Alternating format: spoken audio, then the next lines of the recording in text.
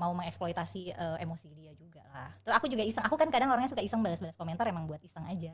Tapi kebayang gak sih ya, misalnya gini, ada orang komen, wah ini nggak mungkin hafal Quran, paling hafal berapa surat, terus aku tunjukin ijazah tahfidz aku gitu, ijazah yang menunjukkan bahwa aku lulus hafal Quran. Itu kan orang kayak waduh gitu. Terus dia juga ngasih lihat chatnya sama dia kan terprovokasi suatu konten. Iya. Terus dia cerita ke aku, dia ada kontakan sama orang itu. Terus aku baca chatnya, terus dia bilang, wah gimana nih dia beneran hafal Quran gitu. Karena sebelum ada tantangan itu, sempat ada masanya aku tuh setiap malam live, netizen boleh masuk dan ngetes hafalan aku gitu.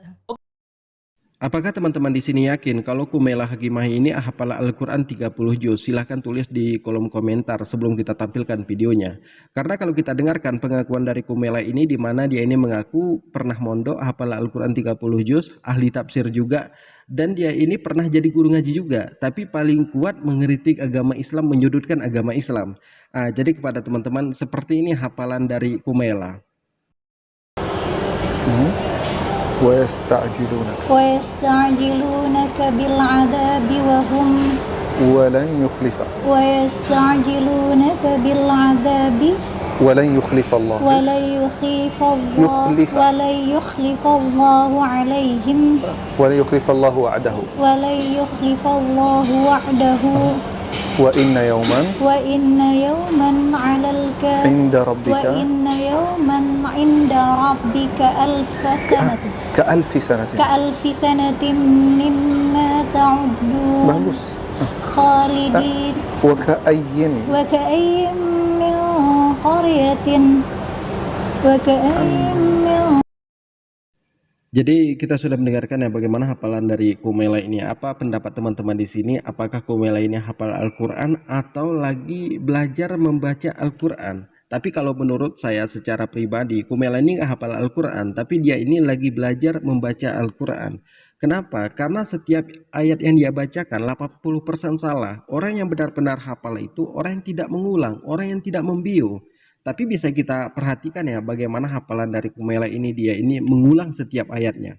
Jadi kita juga akan mendengarkan apa yang disampaikan oleh pendeta Andri Tunggal ini. Orang Kristen yang juga mendukung Kumaila ini seakan-akan dicap sebagai pembenci Islam. No. Kenapa kita mesti membenci Islam gitu loh? Kenapa kita mesti membenci agama lain? Karena sebenarnya di dalam ajaran apa yang orang Kristen percayai pun, yaitu ajaran Tuhan Yesus, bahwa kebencian itu seharusnya kita sikapi dengan pengampunan. Kebencian itu yang kita benci adalah kejahatan, perbuatan jahat, dan sebagainya.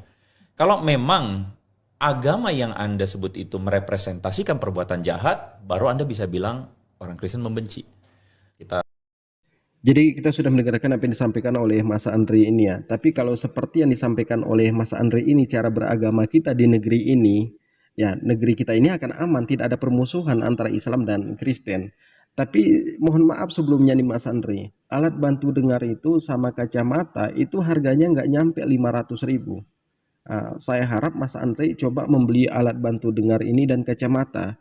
Karena saya rasa selama ini Mas Andri ini tutup telinga dan tutup mata. Bagaimana mereka itu menghina Islam, mencaci maki Islam, menistakan agama Islam. Contohnya Saifuddin Ibrahim.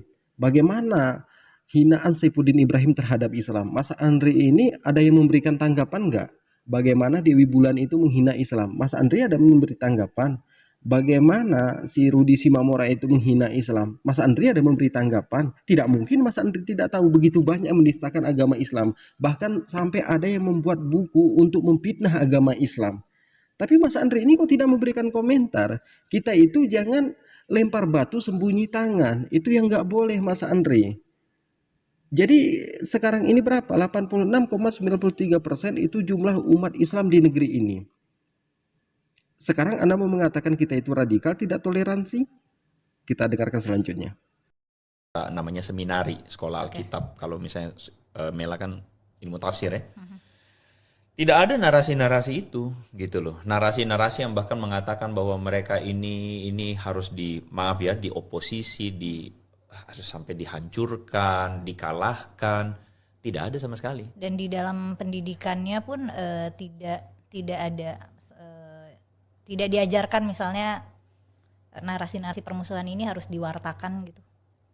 No way. Maksudnya untuk menjadi, kenapa mesti bermusuhan?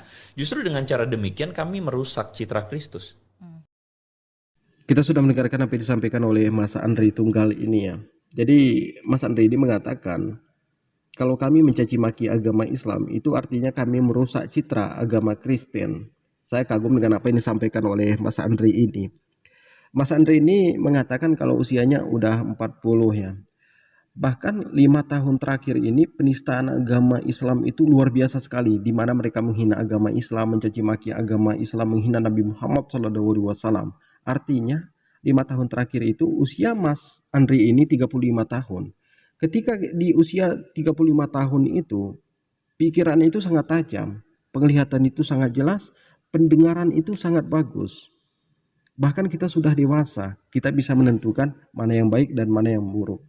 Ketika ada orang menistakan agama Islam, mencaci maki agama Islam, bahkan sampai membuat buku untuk memfitnah agama Islam, bahkan mengatakan Rasulullah itu begitu dengan mayat, begitu dengan kambing, ada yang menantang Tuhannya orang Islam, ada yang mencaci maki agama Islam. Mas Andrinya kemana? Itu usia Mas Andri itu 35 loh. Mas Andri kemana? Kenapa tidak memberikan tanggapan hal seperti itu? Kalau memang Mas Andri mengatakan kalau kami mencaci maki agama Islam itu merusak citra Kristen, kenapa tidak ditanggapi? Kalau mereka memberikan kritikan terhadap agama Islam, dengan senang hati kami menjawab. Tapi ketika mereka menghina agama Islam, kami jawab agak tegas. Mereka mengatakan apa? Islam itu radikal, Islam tidak toleransi. Itu kan bahasa cengeng. Kan selalu seperti itu munculnya. Mereka menginjak Al-Quran, mereka membakar Al-Quran. Kenapa diam? Tidak ada satu pendeta pun yang buka suara. Ketika ada debat Islam dengan Kristen membahas tentang ketuhanan Yesus, rame-rame orang Kristen itu menghina orang Islam. Apa ini yang dinamakan radikal toleransi? Jadi kita itu seperti ini Mas Andri dalam kehidupan ini. Mas Andri jauh lebih tua ya. Tapi tua itu tidak bisa menentukan kita itu cerdas atau tidak. Mungkin kita itu soto. Soto itu adalah sok tahu tapi otak kurang. Bukan saya berkata kasar Mas Andri. Supaya Mas Andri pun paham bagaimana penistaan mereka terhadap agama Islam. Ada yang membawa panci ke rumah orang Islam, pura-pura jualan panci. Sampai di rumah orang Islam itu teriak, Tuhan Yesus, Tuhan Yesus. Ini masih sehat apa enggak? Semoga di lain waktu kita bisa ketemu Mas Andri. Dimanapun Mas Andri kita bisa ketemu, kita bisa ngobrol bareng. Bagaimana sih terjadi di negara ini tentang keagamaan ini?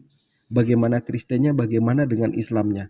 Siapa sebenarnya yang radikal, yang tidak toleransi itu? Itu yang kita bahas. Saya harapkan saya bisa ketemu dengan Mas Andri ini. Mungkin cukup sekian ya. Assalamualaikum warahmatullahi wabarakatuh.